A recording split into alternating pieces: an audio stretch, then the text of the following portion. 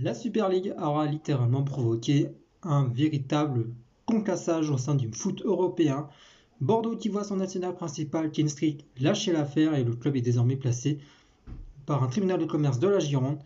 La Ligue 1 qui n'a jamais été autant aussi attractive depuis bien longtemps, que ce soit sur les places européennes mais aussi pour la descente. Et également les autres championnats dont on va faire l'actualité de la semaine. C'est parti les amis. Bonjour à tous et à toutes, j'espère que tout le monde va bien. Moi ça va personnellement, même si j'ai eu des périodes un peu plus compliquées, mais voilà, j'éviterai d'en parler. On va surtout parler de cette Super League qui, je peux le dire, a foutu un beau bordel. On va essayer de repréciser un petit peu les détails. Dans la nuit de dimanche à lundi, c'est un véritable coup de tonnerre qui est sonné dans le monde du foot européen. 12 clubs européens lancent la Super League. Au départ, c'est à peu près 20 équipes. Il y en a 12 pays, 12 clubs plutôt fondateurs. On retrouvait 6 clubs anglais, les deux Manchester, Arsenal, Tottenham, Chelsea notamment, qui faisaient partie de cette liste, avec Liverpool. 3 clubs italiens plutôt, les deux Milan et la Juve, et 3 clubs espagnols, les deux Madrid, Atlético Real et le FC Barcelone, qui, je le rappelle, à cette époque-là, était encore sous l'égide de José María Bartomeu. L'annonce de cette Super League européenne a fait littéralement l'effet d'une bombe. Et quand je vous dis l'effet d'une bombe, ça s'est malheureusement confirmé derrière. L'UEFA et la FIFA ont littéralement pété les plombs et ont menacé les clubs en question de lourdes représailles, que ce soit sur la scène nationale, européenne et internationale. Les sanctions étaient déjà plus de participation aux coupes nationales, aucune participation à la Ligue Europa, à la Ligue des Champions, et aussi plus le droit de participer à une compétition internationale, que ce soit mondial des clubs ou même Coupe du Monde ou Euro. Donc la FIFA et l'UEFA avaient vraiment fait un tour de vis énormissime, à tel point que les dirigeants de la Super League, notamment présidés par Florentino Pérez, le président du Real Madrid, et Agnelli, celui de la Juve, avaient déjà préparé des recours éventuels. Et vers mercredi, on va dire, dans l'après-midi, premier coup de tonnerre, l'UEFA et la FIFA n'ont pas le droit de s'opposer à la création de cette Super League, puisque le tribunal de Madrid donne raison aux créateurs de cette compétition. Sauf que quelques heures plus tard dans la soirée, c'est un coup de tonnerre. Les clubs anglais commencent les uns après les autres à se désister. Il faut dire aussi que la passion du foot en Angleterre est énormissime. Et quand je vous dis énormissime, je pèse mes mots. Parce que quand vous avez tous les supporters de Chelsea qui pètent un plomb et qui sortent dehors pour aller s'expliquer avec les dirigeants, il a même fallu que ça soit Peter Cech, le légendaire portier des Blues, qui aille s'expliquer avec les supporters. C'est pas rien quand même les amis. On a même vu la colère des supporters de Reds mettre des affiches pour exprimer leur ras-le-bol et leur mécontentement. On a même vu un avion passer lors du match Leeds United-Liverpool avec une banderole. Donc là, ça veut dire clairement que les joueurs, il y a même des entraîneurs et les supporters qui n'étaient absolument pas pour ce projet de Super League. Même moi, d'ailleurs, je ne suis pas pour. Même si j'avoue que ça risque de faire des dégâts derrière. Mais ça, on en reviendra un peu plus tard dans la vidéo. Donc pour vous dire à quel point la colère était tellement forte que les clubs britanniques se sont tous retirés les uns après les autres. Que ce soit Chelsea, les deux Manchester, Arsenal, Tottenham et Liverpool. D'ailleurs, il n'y a pas très longtemps, le propriétaire de Liverpool a présenté ses excuses publiquement. Et ça, j'ai vraiment trouvé ça bien. D'ailleurs, ils ont même perdu un sponsor, malheureusement. Mais bon, c'est comme ça. Au moins, les erreurs ont été reconnues. Et le lendemain, le jeudi, après les 6 clubs britanniques, ce sont les 3 clubs italiens, les 2 Milan, donc l'AC Milan et l'Inter qui se retirent, ainsi que la Juve. Là, quand même, tu te dis que ça commence à sentir clairement mauvais cette histoire. Et en plus, quelques heures plus tard, c'est l'Atlético Madrid qui suit derrière. Donc là, tu te dis, bon, il ne reste plus que le Real et le Barça, ça se fera jamais. Sauf que Florentino Pérez, le président du Real, ne veut absolument pas lâcher l'affaire. Et tout comme Agnelli, il pense qu'au contraire, il faut absolument faire cette Super League, mais il faut la reformer et essayer de retravailler le projet. Bon, ok les mecs, mais là, poussez pas le bouchon loin. Là, vous allez encore vous faire déjà plus massacrer. Sachant que Florentino s'est fait massacrer après ses interviews, Agnelli est devenu le fossoyeur de l'Europe, alors qu'il était considéré comme par certains le sauveur du foot moderne européen, entre guillemets. Faut savoir que les 12 présidents de ces clubs-là, en plus, avaient démissionné de l'ECA, donc de l'Association des clubs européens. Donc déjà, ils ont clairement perdu en crédibilité. Et puis le Agnelli et le Pérez, la crédibilité, largement en dessous maintenant. Il faut savoir que d'ailleurs le poste de l'ECA est revenu à Carlos Romanigueux, le président du Bayern, et à Nasser El Khelaifi, le président du PSG. Et surtout, et moi j'adorais, c'est que le fait que les clubs de Ligue 1, dont le PSG et Lyon, et tous les autres clubs derrière avec les entraîneurs-joueurs, aient refusé cette Super League et fait front, ça prouve mine de rien que finalement la passion du foot a fini par l'emporter sur le business. Mais aujourd'hui, je pense qu'il faut clairement revoir tout le concept du foot européen, que ce soit en termes de qualité de match, de jeu, mais surtout de marketing et de business. Car ça a tellement pris des proportions ces dernières années que malheureusement aujourd'hui, les dettes des clubs sont colossales, que ce soit petit club, moyen ou grand club. Tout le monde y est concerné. Donc je pense qu'aujourd'hui, il y a vraiment un travail de refonte à faire dessus. Sachant qu'en plus, la nouvelle version de la Ligue des Champions est déjà contestée. Certes, il y aura plus de clubs qui pourront jouer la compétition, il y aura des nouveaux groupes qui seront reformés. L'idée est intéressante de base, mais le fait d'y inclure des clubs historiques, si jamais ils font pas une bonne saison dans leur championnat respectif, ça passe pas trop personnellement. Et je t'avoue que moi non plus, j'ai pas trop aimé cette partie-là, même si je suis pour qu'on puisse reformer un petit peu la compétition de la Ligue des Champions. Je pense qu'elle a besoin d'être renouvelée. J'aime le modèle principal actuellement, je dis pas le contraire, mais je pense qu'aujourd'hui, surtout dans la nouvelle réforme, je crois savoir qu'ils veulent jouer, je crois, sur un seul match unique. J'ai pas tout saisi, hein. Donc si jamais vous avez des précisions là-dessus à m'apporter, vous n'hésitez vraiment pas à me le mettre dans les commentaires. Mais pour vous dire à quel point que la Super League a foutu un tel bordel, ça pose quand même question à poser des questions sur comment réformer le foot actuel pour justement le rendre beaucoup plus meilleur. En tout cas, j'espère simplement que ce projet morné ne verra jamais le jour et que la pression des supporters et des instances européennes a vraiment été très forte et j'espère que ça servira de leçon pour le futur, pour le meilleur du foot. Allez, on ferme la parenthèse des amis Super League et on va justement passer à l'actualité de la semaine. Et j'ai envie de commencer tout simplement par la Ligue 1. Et oui les amis, la Ligue 1 est plus que jamais attractive. 4 clubs de Ligue 1 se battent actuellement pour le titre et une place européenne. Lille, Paris, Lyon, Monaco. Franchement, si on m'avait dit en début de saison ça serait comme ça, je n'y aurais absolument pas cru. Et franchement, pour moi, la meilleure des 4 équipes qui mériteraient vraiment d'être sur le podium, c'est Monaco. Ils font vraiment une seconde partie de saison de dingos. Il n'y a pas grand chose à dire. J'ai vu moi-même leurs matchs et franchement, je me régale quand ils jouent. Paris a retrouvé également de la niaque et ça fait vraiment plaisir. Surtout que eux en Ligue des Champions, ils sont encore qualifiés. On en parlera juste après, bien évidemment. Lyon également est toujours présent, même si là, le match de Coupe de France leur est clairement passé au travers de la gorge. Parce qu'ils ont clairement dominé une grosse partie de la rencontre et malheureusement, 2 expulsions changent le cours de la rencontre. Rudy Garcia qui se fait expulser pour des propos sur le 4e arbitre et Ismaël Diomandé qui se fait expulser pour une deuxième faute sur Ballo Touré. Penalty et ça fait mouche et derrière ils prennent un deuxième but peu de temps après, 2-0 terminé. Donc les Lyonnais ont clairement la rage et dans moins de 10 jours il y a le retour justement Ligue 1 Monaco-Lyon, ça risque de faire des étincelles selon moi. Mais il y a aussi également le bas de classement les amis, car en effet si c'est Dijon qui est lanterne rouge avec Nantes 19e, il y a quand même de la barrière derrière, Lorient, Nîmes, Strasbourg et d'autres équipes comme Bordeaux malheureusement qui sont dans une situation catastrophique. Et malheureusement, j'ai vraiment de la peine pour les Bordelais, surtout que leur actionnaire principal, Kinstreet, vient de lâcher l'affaire. On a appris ça aujourd'hui même que qui appartient aux Américains a décidé tout simplement de se retirer de Bordeaux, justement, ne plus assurer les finances du club. Donc, conséquence, le club girondin est placé par le tribunal de commerce en redressement et un négociateur doit justement se rendre sur place pour voir quelle est la dette réelle du club. Ça me fait vraiment mal de voir le club comme ça, mais malheureusement, ça devait arriver. Depuis déjà pas mal d'années, il y a une très mauvaise gestion du club. Il y a des conflits entre les ultramarines et le président du club, et aussi avec la mairie de Bordeaux plutôt. Donc malheureusement, ça devait arriver. C'était explosif et ça devait arriver, malheureusement.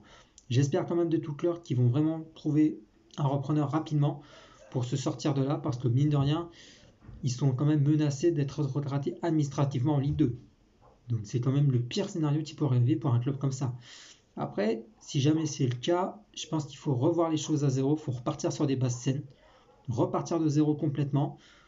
On l'a vu notamment il y a quelques années de Bastia, ils sont complètement descendus dans le bas du foot, et là ils sont en train de remonter, ils sont pas loin de la Ligue 2 justement, donc il faudra voir. Je croise pour vous les doigts les Bordelais, je suis vraiment de tout cœur avec vous, si jamais vous avez plus d'infos sur cette affaire, dites-moi le dans les commentaires. J'essaierai de lire vos commentaires pour à peu près essayer d'aborder plus le sujet. Et justement, on parle de Ligue 1, mais on peut également de la Ligue 2, parce qu'il y a aussi de la belle bagarre. Toulouse et Troyes sont en train de se battre pour remonter en Ligue 1. Et les deux équipes sont bientôt en passe d'y arriver. Même si Toulouse a été sorti cette semaine en Coupe de France, et en plus leurs deux prochains matchs sont reportés, puisqu'il y a un violent cluster dans le club toulousain à cause du Covid-19.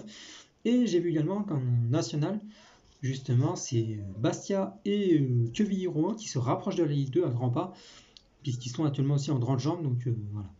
Mine de rien, le championnat français cette année est très rythmé, et c'est pas le seul championnat, car il y a également l'Espagne, la Liga, et oui les amis, car si au tout début du mois de janvier 2021, l'Atlético Madrid avait une avance confortable, bah derrière c'est revenu très vite, et très fort. Zidane avec le Real Madrid et Ronald Koeman avec le Barça.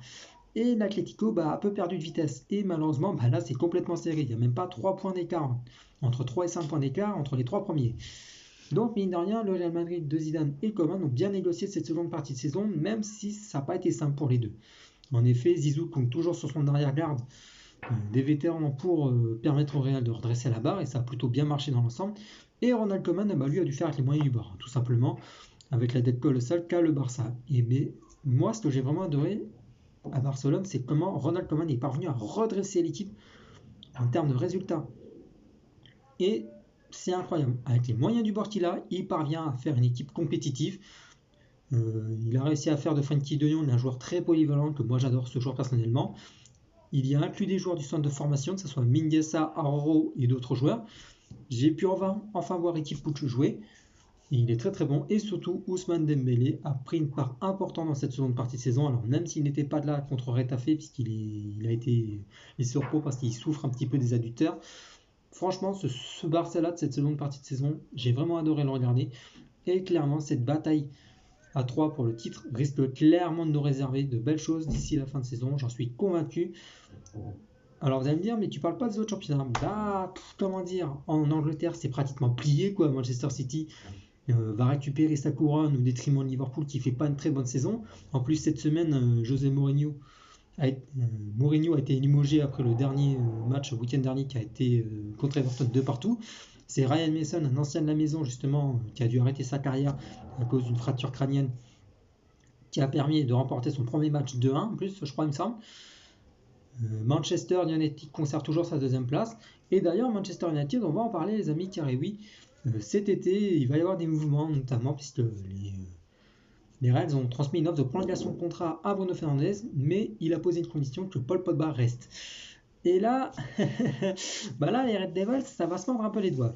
Parce qu'on ne sait pas de quoi sera fait l'avenir de Paul Pogba. On ne sait pas si il va rester, surtout qu'il est en fin de contrat en 2022. S'il reste, il va prolonger, mais s'il ne reste pas, il faudra le vendre cet été. Donc, ça, c'est un peu jeu de chaise musicale. Et surtout que le président de United, Ed Woodward, je crois, a démissionné en raison de ce qui s'est passé avec la Super League. Si vous avez des infos là-dessus, je suis vraiment preneur. Mais si le championnat de Première Ligue est plié, c'est également le cas aussi en Allemagne. Le Bayern a encore gagné le week-end dernier et est pratiquement assuré d'être champion. Mais surtout en Allemagne, c'est Schalke 04. Le club de Gelsenkirchen descend en Division 2 allemande après plus de 30 ans d'existence dans le monde du foot professionnel. Malheureusement, ces dernières années, ça a été une gestion du club catastrophique en termes de recrutement, de vente. Même s'ils étaient encore vice-champions d'Allemagne il y a 2-3 ans, je crois, ça devait arriver. Il y a une telle mauvaise gestion financièrement que malheureusement, ça devait arriver cette année. Le résultat a été catastrophique. Le club n'est jamais parvenu à vraiment faire quelque chose dans le championnat allemand. Donc malheureusement, j'ai vraiment de la peine pour vous, les supporters de Schalke, mais je pense que là également, il va falloir repartir sur des bases saines, repartir avec un projet peut-être moins flamboyant, mais au moins essayer de remettre quelque chose de stable avant de repartir plus haut. Et d'ailleurs, les supporters du BVB, qui est leur éternel rival, eux ont plutôt bien fêté ça avec des feux d'artifice. C'est pas fair play, mais malheureusement, c'est le monde du foot, et vous le savez autant mieux que moi. On va bien sûr aborder le dernier thème, c'est bien sûr la Serie A. L'Italie est en pleine ébullition, car en effet, après plus de 9 ans de titres sans partage, la Juventus est sur le point de perdre le Scudetto.